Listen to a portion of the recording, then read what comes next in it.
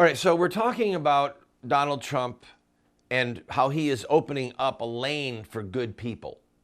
Maybe Alan Keyes. You know, the two people that in my lifetime that I really would have loved to have seen be president were Howard Phillips, God rest his soul, he passed away a couple of years ago, and Alan Keyes, Dr. Alan Keyes, Ambassador Alan Keyes.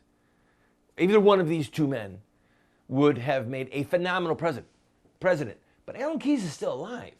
So there is a chance there. And Donald Trump may be giving us that opportunity.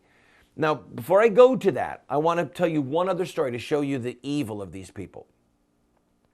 There was a senator, U.S. senator, a good man, a godly man named Gordon Humphrey. And I believe he's still alive. I interviewed him many times on my radio show. He was in the U.S. Senate and was a champion at that time for a lot of pro-life conservative causes. Well, when he was out of the Senate in 1998, when I ran for the U.S. House, I contacted him and asked him, would you please come and campaign with me? Would you help me in my U.S. race, my U.S. House race? He said, sure. I had a huge district. Like, it would take 5 hours to drive in the car from one city to another, one media market to another.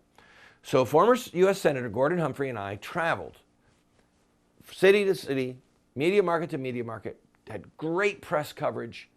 And he and I had some very long, just the two of us in the car, had some very long private conversations about politics, vision, agenda. He was very complimentary and said that the platform that I was discussing with people, he said, this is actually a presidential platform. It's overarching for what you can do or what these principles could do for the country. Fast forward 2 years. He's running for governor in New Hampshire. New Hampshire does not have its own big media market. Manchester has got maybe one TV station, two little ones. If you're running for office in New Hampshire, you buy your television commercials in Boston. Okay? So my great aunt, who lives in Boston at the time, God rest her soul, she calls my mom. She calls my mom and says, Doreen, why is Randy on television here in Boston?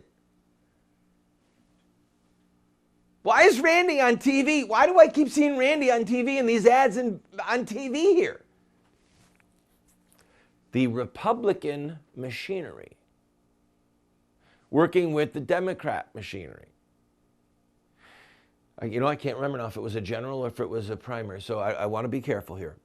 What they did was they ran footage of me getting arrested and saying what a criminal I was and that I wanted to see abortion shot or something. I mean, just crazy things. And they said, and Gordon Humphrey campaigned for him. Do we want a man like Gordon Humphrey to be our next governor? And it cost him the election. He was ahead in the polls. It cost him the election. I keep looking over at Billy Bob because he's never heard these stories. I have more stories than I can possibly tell you in front of this camera. So this political establishment, these consultants, they're saying Trump can't do this and Trump doesn't have an infrastructure. Trump hasn't spent one dime of his own money. Trump hasn't raised any money. He's just getting all this earned media. He's dominating in the polls, but he doesn't have an infrastructure. Blah, blah, blah, blah, blah. I watched last night some guy, what's his name, Adam Goodman or something?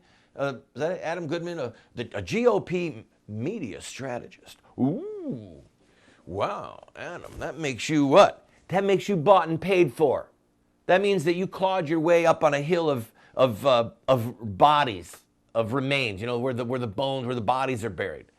And then you got a check, you got some money as a consultant to the Republican Party.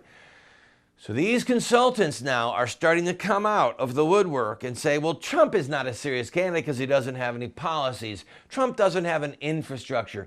Trump is just a blah, blah, blah.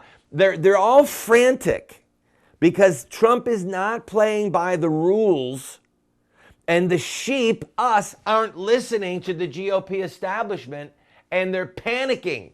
They're panicking. And they should panic because, I'm going to tell you what could be next.